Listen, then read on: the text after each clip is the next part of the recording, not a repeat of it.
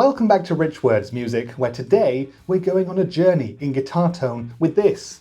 It's the Blackstar St James EL34 50-watt head. Now, for those of you unfamiliar with the St James range of amplifiers, they came out in 2022, and Blackstar's main goal with these amps was to provide the best sounding yet lightest tube or valve amps out there. And they sort of succeeded there because they're extremely light amps and they sound fantastic too. But for me, that's kind of selling them short a little bit, because as well as the great analog tube tones and as well as the really light weights, they also have a load of digital technology and innovation inside them that really make for a great 21st century amplifier for the modern guitar player. Now, I've already looked at the 6L6 equipped edition of the St James amps, but today we're looking at the EL34 head. And the EL34 head should give us Fender-ish shimmering clean tones and low to medium drive Marshall sort of sounds on the second channel. So that's really where I do like to find myself. When Blackstar sent me this amp to make a video, I was extremely excited. Now, they also say that this amp is a great pedal platform,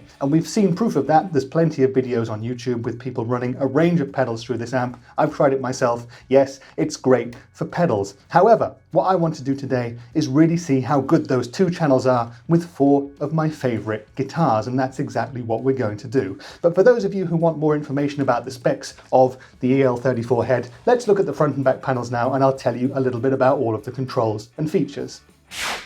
So this is the front panel of the Blackstar St James EL34, and we'll go across from left to right. Here's where you plug your guitar in. This is the volume 1 for channel 1. This switch lets you select between channels 1 and 2. Channel 2 has its own gain and volume control as well, and it also has a boost. Now, the amp comes with a foot switch, and you can use the foot switch or you can use the switches on the amps to move between the channels and to engage the boost on channel 2, and the boost only works on channel 2. Now, the two channels also share a 3-band EQ, bass, mid and treble, and they also share a reverb control here. Over here we have a power switch, 50 watts, 2 watts at the bottom, or sag mode in the middle, which gives you more of power amp saturation, sagging sort of effect and a bit less headroom. Here we have the master volume control, and here the standby and power switches. Now let's move to the back panel of the amp.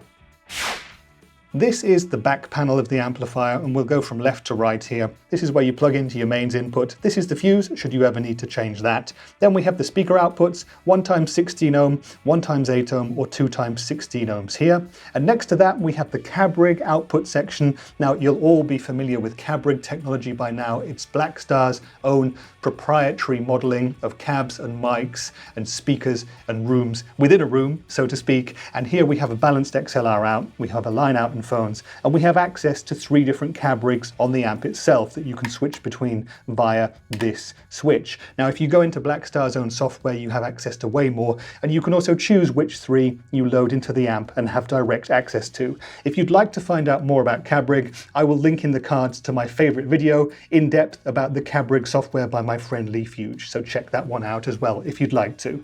Next to the cab rig, we have the effects loop section, return and send, and you've got a switch here which is quite handy that lets you go between plus 4 dB and minus 10 dB in case you've got any effects that necessitate that. Next to this, we have the foot switch out, and over on the far side here, we have the USB audio out, and that's how you connect to your computer to access Blackstar software. And that is the back of the St James head.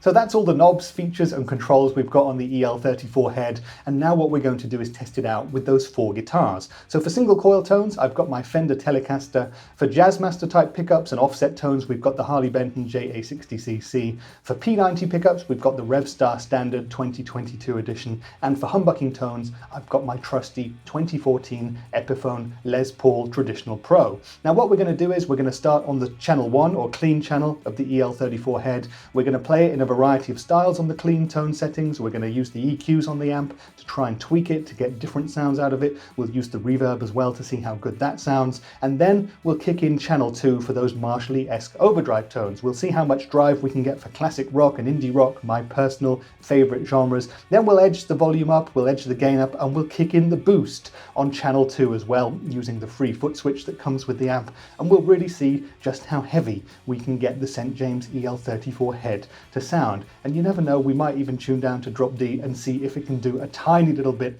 of chugging as well. Now, in terms of my rig and setup for today, it's going to be the head, the EL34 St. James, running out of the USB audio out straight into my Mac. So I've got the Blackstar Architect software running, and that's going to be going direct into Logic Pro, which I shall be recording and not doing any post-production to whatsoever. Now, we'll be using the same cab rig settings throughout this, the number 1, which is included with the amplifier here. On Blackstar's Architect software, that says that it's two 4x12s together, so that's going to be my digital cab setup for today. Enough talking then, it's the Blackstar St. James EL34 50-watt head. Let's play it now, and we'll speak in more detail about it afterwards.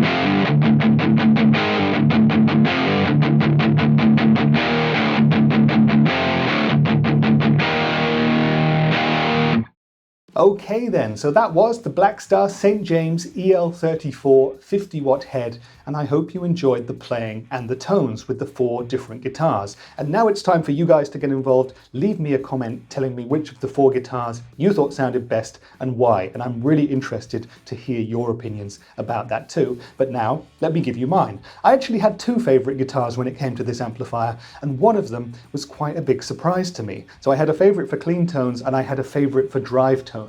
My favourite for drive tones might not surprise you. It's the Epiphone Les Paul Traditional Pro. Now that's got some pretty hot humbuckers in it, and it just sounded fantastic with channel 2 of this amplifier. Thick, meaty classic rock sounds, great hard rock and punk tones too, and when we tuned it down to drop D with everything maxed out, it almost did a little bit of chugging. All you'd need to do is drop a tube screamer or another boost in front of the amplifier and you'd be in metal heaven with that guitar. So no surprises there, but for the clean tones, you may be a little bit surprised to learn that I actually preferred the Harley Benton JA60cc. There was just something magical about that with channel 1, with the clean Fender-y sort of tones on this amplifier. It was sparkly, it had a great top end, but not too much. It worked great with the reverb too, and I just loved that sound. I thought it had a thickness that the Telecaster was kind of missing, and it beat the P90s out for me, which is really, really rare, because if you know me, you'll know that I love P90s. So in terms of tones then, the JA60cc by Harley Benton for the clean tones and the Epiphone Les Paul for the crunch tones was where it was at for me. Do you guys agree? Again, let me know your thoughts in the comments and we'll get a discussion going about that. But in terms of the rest of the sounds discussion then, I really do think that the St. James EL34 head sounds fantastic for a wide range of styles. I love Fender-y clean tones, and all 4 of the guitars, all 4 pickup types sounded fantastic for that. Really sparkly, really nice kind of scooped clean sort of sounds as well. It just worked great for the folky stuff, it worked great for the poppy stuff, the funky sort of stuff, pretty much everything. And I really like adding a bit of the extra reverb that the amp has to offer as well. It's like a nice digital room sound, almost moving towards a small hall when you really wind it up. It's great for adding a bit of 3D sort of effect to the tone. If you're going to want to have more ambient reverb sounds, of course, you can stick a decent reverb pedal into the amp's effects loop and you're good to go. Now when we came to the crunch tones, I was really impressed as well, and straight away we were getting thick sort of Marshall sounds. However, there is one caveat to that for me, and I do think that it would be nice to have just a smidgen more gain available on that second channel.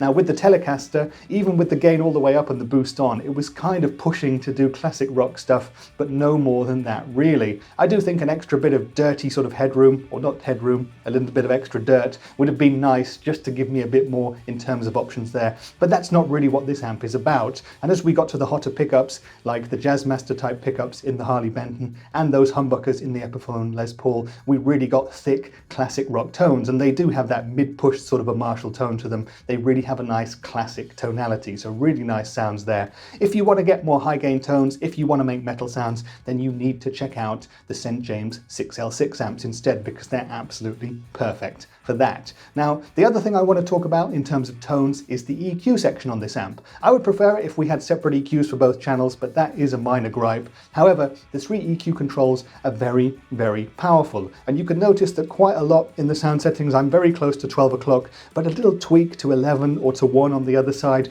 really gives you a great cut or a boost in whichever of those frequency ranges you're working with. So it's a really powerful amp in that respect, and actually I do think it would be great if we had something like MIDI functionality to save EQ presets in future. Maybe that's for a future model, but the EQ on the St. James amps is incredibly powerful, and it is a great tone sculpting tool. So in terms of those overall tones then, very, very good indeed. I'm very impressed with this amplifier, and I would have no problem using it in any setting in future. And talking about using the St. James amps in any setting, this is another thing where I think they're a really decent option for the modern guitar player. You've got those really nice light weights. So for example, the 50-watt EL34 head weighs just over 13 pounds, which is 6.7 kilograms. So very light and easy to transport around. It's also great in the tones department, as we have established, but it has a number of other things going for it that make it a great option in today's marketplace. Firstly, we can talk about the price. I think it's great in terms of value for money as well. These amps will set you back about 1,000 to 1,100 euros or dollars, slightly less in British pounds, I think.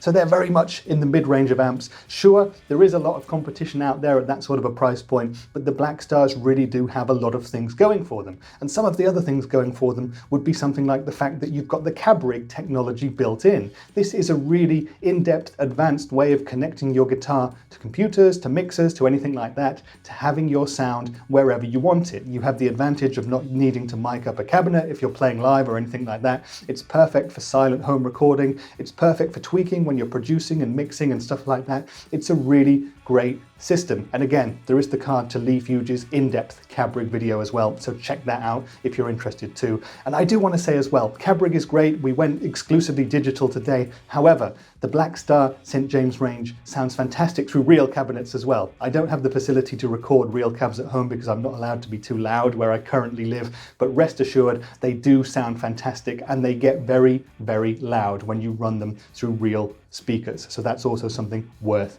noting. Apart from the cab rig though, and apart from everything else, we have other digital connectivity that really marks out the St. James as being a practical amp for modern guitar players. It has a headphones out, for example. Not all amplifiers have that, and that is a great way for playing silently at home. It is just an advantage, and I think the amps that don't have that today are at a considerable disadvantage to amps like this that do choose to give players those options. It really means that the St. James range is a silent amp to a stage amp and everything in between. You know, like I said, with the headphones out, you can play silently at home at midnight. You won't disturb anybody whatsoever. It's perfect for rehearsing. It's perfect for home recording. It's perfect for the recording studio too because it's so versatile. It's a great pedal platform, so if you're playing with a band, if you're playing live as well, it's fantastic for that. And the 50 watts, I'm going to say, are really going to be loud enough for all but the heaviest hitting of drummers. And hey, if you want to use your cabinet and also go straight into the desk using the cab rig, using the XLR out, then you're free to do that as well. So this really is an amp that can do it all. It's a fantastic option for many players, and I would heartily recommend that you give one a try if you're down at your local music store and the St. James range is in stock. Just a couple of final questions then. Now I've had the EL34 head and the 6L6 combo, which do I think is best? Should you get a head or should you get a combo amp? And should you get the EL34 version or the 6L6 version? Well, that's going to be a very personal decision. Combo amps and heads, of course, have their own advantages and disadvantages. If you're a combo type player, you'll probably appreciate the fact that you get the whole box with a speaker attached to it as well, so you can start making noises straight away. The St. James range of combos, by the way, come with Celestion speakers attached, which are very, very decent indeed. But if you're a head person, you've got that smaller box that you can transport anywhere much easier. It's smaller, lighter, and on the go. You can't make sounds with it straight away though, so you need to attach it to a cabinet or to headphones or to some digital option or a PA or something like that. So in terms of transport capabilities, in terms of my current setup, I would probably say at the moment that I would choose a head over a combo. But there you go, that's just my personal taste. Your mileage may vary. And when it comes to that question of should you pick the St. James EL34 version or the 6L6 version? Well, that is a really tricky question to answer, and I could probably devote an entire video to answering it. And maybe I will in the future, so maybe stick around for that if you're interested. However, I would probably say that all things considered, when I did my video with the 6L6 version, I thought that that amplifier had some amazing clean tones and it had some amazing high gain tones. But what it was missing for me personally was some in-between sort of Marshall-esque classic rock and indie tones. Now those are housed within the EL34 version. However, when playing the EL34 version, I realized that I was missing the higher gain tones more, and that got me to thinking that because these amps are such great pedal platforms, that actually Blackstar should release a single channel version for less money, which is even smaller, and just has that beautiful Fender-ish, shimmery, clean channel. That would be fantastic, but if I was going to be choosing one of these amplifiers, and again, if you know my channel, this may surprise you a little bit, I'd choose the 6L6 version, because I actually think that I prefer the high gain tones in the 6L6 channel 2 to the Marshall tones in the channel 2 of the EL34 version. And of course, these amps being such great pedal platforms, I've got a bunch of pedals that I can use to emulate all of those tones anyway. If I see one of these amps for a really decent price on the used market close to me, I'll snap it up, whichever one it is. That's the bottom line. I think they're both great, and as I've already said, check them out if you ever get the chance. But I hope this video has given you enough information about the Blackstar St. James range, the EL34 head, and I hope if you've got a few different guitars and you're kind of considering how good they're going to sound through the amp, this video has answered those questions too. But if there's anything else you'd like to know, drop me a comment down there and I shall get in touch and answer to the best of my ability. And if you're still around, it would really make my day if you consider giving the video a like, or maybe even subbing to this little channel that we've got here and building the little community that we've started to build. But that's been it for today's video then. I've been Rich for Rich Words Music, and I'll see you in the next one. Bye for now.